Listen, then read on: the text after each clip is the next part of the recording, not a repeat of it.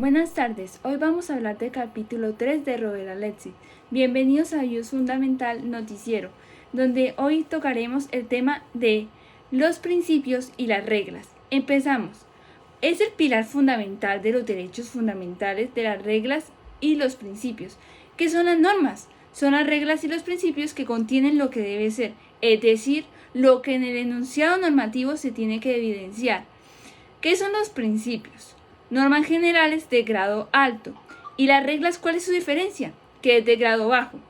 ¿Qué hacen? ¿En qué se apoyan? En la deóntica. ¿Qué es la deóntica? Son un sinónimo de palabras como prohibición o permisión. Una de las primeras tesis que propone Robert Alexis es la distinción de principio y regla. ¿Cómo se divide? La norma la divide en regla y principio, pero no hay que juntarlas porque es en vano en su pluralidad. El concepto wittgensteiniano es parecido al de familia, pero no lo tocaremos el día de hoy. La clase de reglas y la clase de principios. En la clase de principios, en este caso, los principios prevalecen porque tienen un grado más alto. ¿Qué es lo que hacen los principios? Los principios son los que ayudan a las normas al enunciado normativo, es decir, los principios es lo que contiene el enunciado normativo y las reglas es lo que hace que se cumplan, es decir, si no se cumple algo, tienen una sanción. Ese es en el caso de Colombia, por ejemplo, que las reglas es el hecho jurídico y la consecuencia. Hecho jurídico es cuando nosotros decimos, por ejemplo, tenemos que para ser alcalde unos ciertos requisitos, y si no cumplimos esos requisitos vendría la consecuencia jurídica. ¿Cuál es la consecuencia jurídica? No ser alcalde por no cumplir esos requisitos para hacerlo. Esas son las reglas. Ahora vamos a ver los principios de mandato de optimización. ¿Cuáles son los principios? Normas que ordenan que algo se realice eficaz y en el menor tiempo posible. Eso es lo que diferencia de las reglas, porque lo que pasa con los principios es la optimización del tiempo, es decir, lo que busca es que se hagan esos principios más efectivos para ayudar a los derechos fundamentales a que sean más eficaces. Por ejemplo, si un derecho fundamental tiene el principio de dignidad humana, ¿qué sucede? Ese principio, esa norma que hará que prevalezca ante las otras. ¿Cuáles son las cualidades? Son cumplidos en distintos grados, dependiendo de las posibilidades reales y jurídicas. Es decir, que como los principios prevalecen un poco más que las reglas al tener un grado alto, las reglas no tienen la misma eficacia que se presenta. Las reglas solo se cumplen por determinaciones fácticas y jurídicas. O no, si es válida, se hace lo que ella exija. Es decir, que las reglas, al cumplirlas por las determinaciones fácticas y jurídicas, que son los hechos, será válida solo lo que ella exija, lo que anteriormente explicaba en el caso de Colombia. Para que una regla se cumpla, tiene que haber un hecho y una consecuencia. Seguimos con las colisiones de principios y conflictos de reglas. ¿Qué es una colisión? En los principios suele pasar que cuando hay dos tipos de principios, siempre va a haber uno que prevalezca sobre otros. Pero vamos a hablar de la definición general. Conducen a resultados incompatibles, juicios jurídicamente contradictorios y solucionan diferentemente el conflicto, porque para las reglas son conflictos entre las reglas, pero para los principios no son conflictos, son colisiones. ¿Cuáles son los conflictos de las reglas? Se solucionan a través de cláusulas de excepción. ¿Qué son las cláusulas de excepción? Lo que hacen es eliminar el conflicto y deja inválida la regla. Es decir, si en una regla se enfrentan un conflicto con otra, una de ellas deja de ser válida por esa cláusula de excepción que se pone. Esa cláusula de especial excepción hace que esa regla quede inválida y le da el paso a la otra. Es un carácter definitivo de todo o nada. O es esa regla o no es esa regla. Ejemplo, un ejemplo claro que nos da el texto es prohibido abandonar el salón antes de que suene el timbre de salida, pero si suena la alarma de emergencia, lo pueden abandonar. Ahí hay un conflicto, porque ¿qué es lo primero que nos dicen? Que no podemos salir del salón hasta que haya el timbre, pero en caso de una emergencia sí se puede. Es el conflicto que hay. Si este no se soluciona, ¿qué pasa? Se declara inválida y se saca el ordenamiento jurídico. Eso pasa si tampoco se pone la cláusula. Es decir, si tenemos esos dos conflictos y no sabemos cuál eliminar, pues entonces de todos modos queda inválido. Esto se llama la dimensión de validez, que busca solucionar problemas. ¿Qué más podemos hablar? Sobre la colisión de principios, porque anteriormente hablamos de los conflictos. Acuérdense que los conflictos son diferentes a las colisiones, porque en los conflictos tenemos una cláusula que se aplica para dejar inválido una regla. En cambio aquí es una colisión de principios. En la colisión de principios, ¿qué se hace? El principio 1 es el permitido y el otro principio es el que se prohíbe. La colisión hace que sea el uno al otro. Es decir, si tenemos el principio, por ejemplo, aquí en Colombia, de dignidad humana, frente a otro principio, por ejemplo, el principio de igualdad o entre otros que pueden haber, uno va a ceder frente al otro, pero no se va a declarar inválido. No va a suceder, porque una regla es muy diferente de que el principio.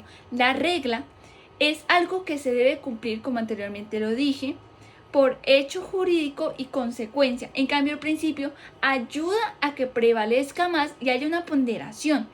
Proceden los principios uno frente al otro. En cambio, con las reglas, una se declara inválida y la otra sigue. La dimensión del peso. ¿Qué pasa aquí? En la colisión se hace mediante el peso. ¿Y qué es el peso? El peso determina una precedencia condicionada, que es una precedencia cuando un principio precede antes del otro por el peso que tienen. Es decir, un principio es más pesado que el otro principio, y eso que hace que en la colisión este principio preceda frente a este.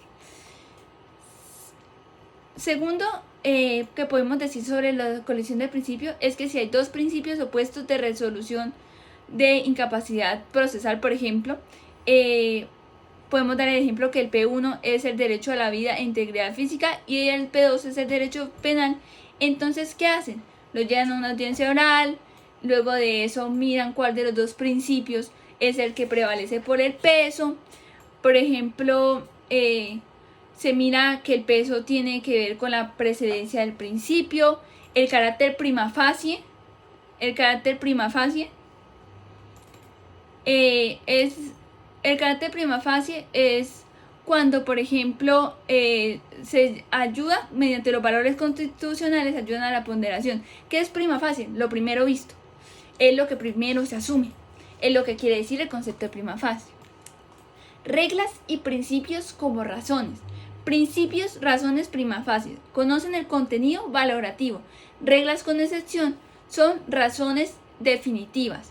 ¿Cuál es la importancia de los principios? Importancia fundamental de general a lo esencial. Pueden ser expresiones de concepciones. Eso es lo que hacen los principios con las razones prima facie. Asumen algo más inmediatamente. Objeciones respecto al principio. ¿Qué pasa? Las colisiones del principio solucionables, lo que pasa es que muchas veces piensan que necesitamos declarar inválido un principio para poder las colisiones sacarlas más fácil, es decir, efectuarlas en el menor tiempo posible, porque a veces hay principios absolutos que no se pueden ponderar. ¿Qué pasa? Que cuando intentamos hacer que preceda un principio del otro, no siempre va a haber un principio que llegue antes, es decir, no va a haber un principio. En este caso, el principio absoluto es un principio que no se puede dejar vencer del otro, dejar ceder, no va a preceder, porque es un principio absoluto, un principio muy importante. ¿Qué pasa?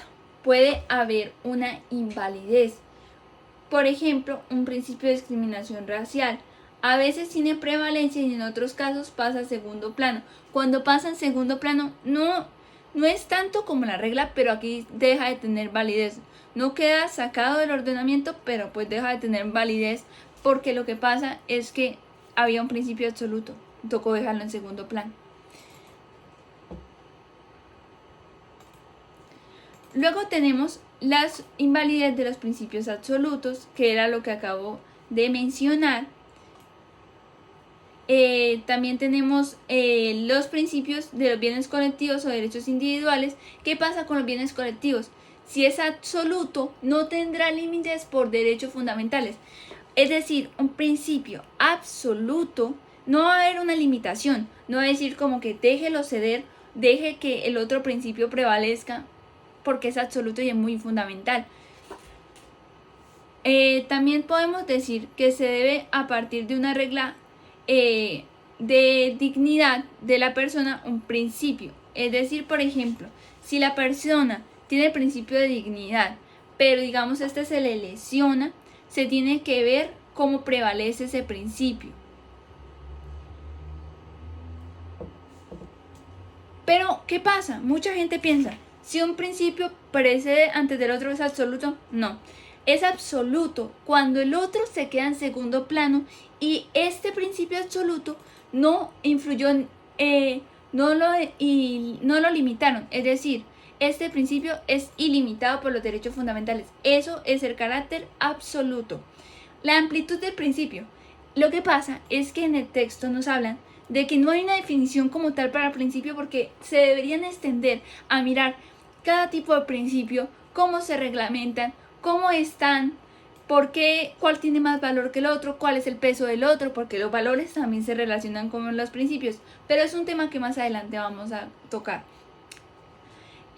Los principios, la amplitud, dicen que el derecho prima facie a la protección de la personalidad y el segundo derecho prima facie la libertad de información. Es un ejemplo que dieron en el libro, donde se dan los bienes colectivos como objetos de principio.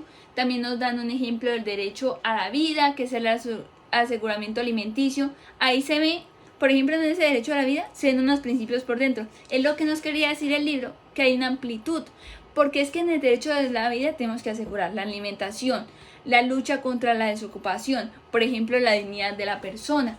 ¿Qué es lo que hay que hacer mediante los bienes colectivos? Tenemos que satisfacer esa norma mediante los principios. Luego tenemos la teoría de los principios y la máxima proporcionalidad. ¿Qué es la teoría de los principios y la máxima proporcionalidad? Una conexión donde se tiene que hacer la máxima esencia de derechos fundamentales mediante la adecuación, la necesidad, la proporcionalidad.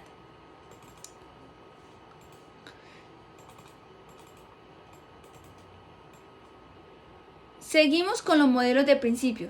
Modelo puro del principio. Son normas fundamentales con principios de la ley de colisión, que son que es la conexión de normas fundamentales más principios y reglas fundamentales decisiones. Tenemos el supuesto de hechos, que es una consecuencia jurídica del principio precedente, y las normas fundamentales son principios y reglas, son decisiones bajo condiciones. Es decir, lo que se busca aquí es una ponderación entre el principio y la regla al lado constitucional. Busca la claridad y la univocidad de la norma. O sea, que la norma, al ponderarla, deja de lado a la otra. Hay algo que la hace prevalecer. Hay algo que la hace que esté por delante de la otra. Modelo puro de las reglas. Vamos a ver primero el modelo puro de las reglas, que las normas de derechos fundamentales necesitan complementación, pero no ponderación. En este caso, el modelo puro de las reglas no necesitamos la ponderación. ¿Mediante qué lo hacemos? La hermenéutica jurídica. ¿Qué hacemos en el modelo puro de reglas? Interpretamos las disposiciones de derechos fundamentales. Tipo de normación fundamental. Derecho fundamental sin reserva alguna, que es la primera. La segunda es derecho fundamental con reserva simple. Y la tercera, derecho fundamental con reserva cualificada. La primera, no hay restricciones, es ilimitada. Sucede cuando solo se atiene a nada más que el texto de disposiciones constitucionales, es decir, lo que dice textualmente. Lo que dice en la norma, no hay una interpretación mayor, no necesitamos ver qué restricciones hay, no necesitamos ir a más allá a pensar, a utilizar nuestro pensamiento. Tenemos también dos tipos de normas fundamentales, donde vamos a llegar al modelo puro de principios. Pero antes quiero darles cuáles son los dos tipos de normas fundamentales que existen: principios y reglas, como hemos venido hablando a través del texto. En los principios, ¿qué es la diferencia aquí en las normas fundamentales?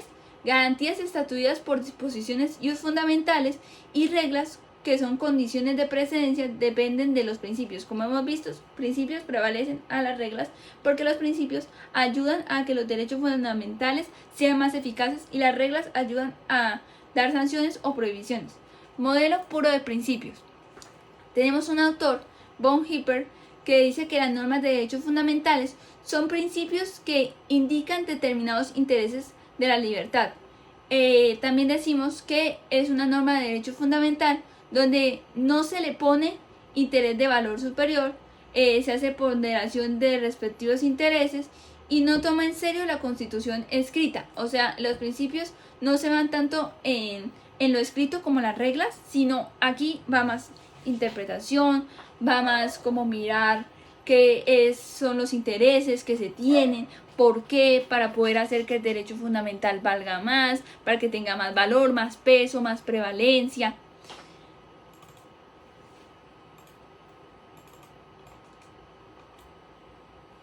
Vamos a ver la teoría de restricciones de no perturbación de Dürig.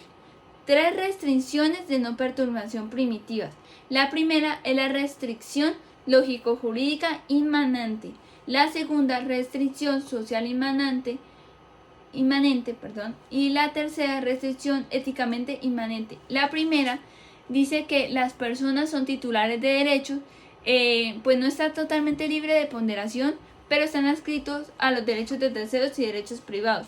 La segunda, la restricción social inmanente, está adscrita al orden constitucional, tiene restricción de prohibición jurídico-penal para evitar la arbitrariedad. Y la tercera y última, que es la ética inmanente, adscrita a la ley ética con relaciones de las personas y los particulares.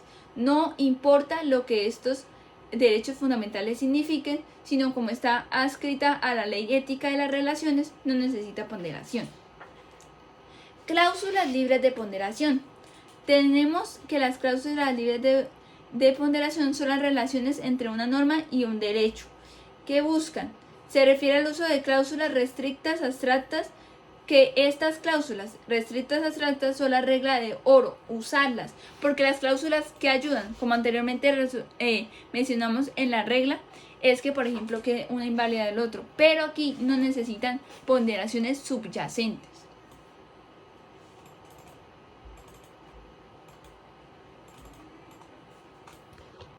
Bueno, seguimos con el derecho fundamental de reserva 5.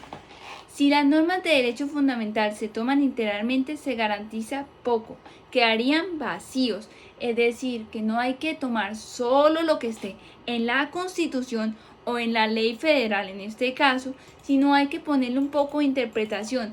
¿Para qué? Para darle una garantía por medio de teorías relativas. Los derechos fundamentales de reserva calificada necesitan la intervención de derechos fundamentales para dar la proporcionalidad. Se busca la medida que no afecte. No es necesario tanto la ponderación, pero es adecuado y necesario la eficacia para aplicación inmediata, y tiene una cierta restricción en los derechos fundamentales. Hace un estudio para la finalidad de protección y también busca primordialmente la protección jurídica eficaz. ¿Qué más busca? La ponderación lleva a la condición por restricción, es decir, la relevancia de los principios, protección y uso fundamental. Vamos ahora a ver el modelo regla-principio. No toma las regulaciones adoptadas por la ley fundamental, pero es un modelo combinado. ¿Qué es un modelo combinado? Está el principio y la regla, y hay una vinculación de ambos niveles, porque acordemos que está el nivel de la regla y el nivel del principio, donde el principio, habíamos dicho, grado alto, y regla, grado bajo. Nivel de principios. Vamos a empezar por cada uno de los niveles. Principios relevantes y principios de derechos fundamentales son colectivamente subjetivos. No son principios a disposición de la ley fundamental. ¿Qué hacemos con eso?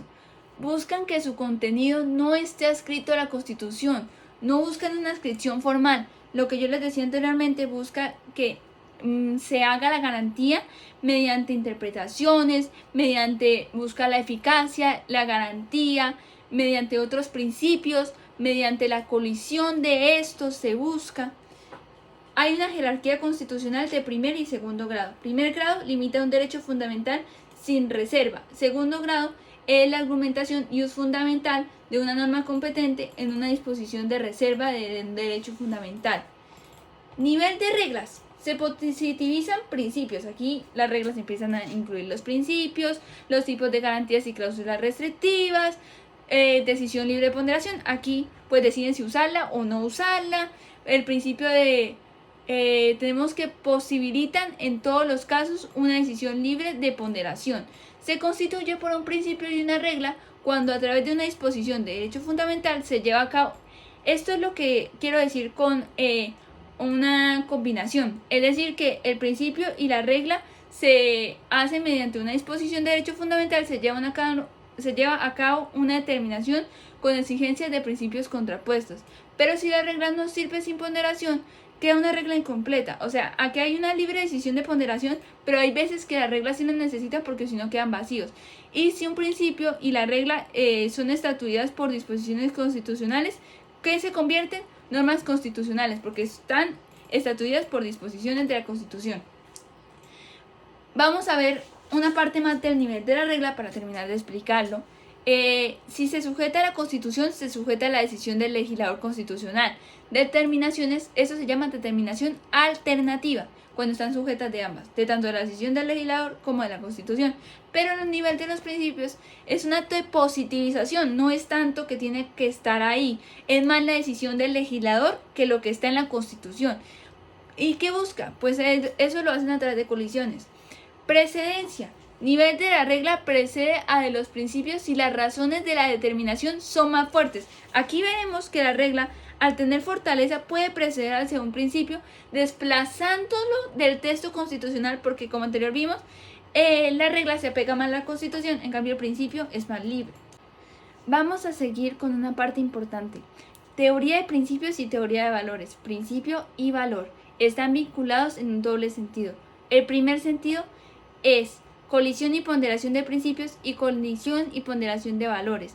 Segundo, cumplimiento gradual de principios equivalente en la realización gradual de valores. Si se formulan enunciados para valores, se formulan para principios. Aquí ya están en igualdad, en equidad.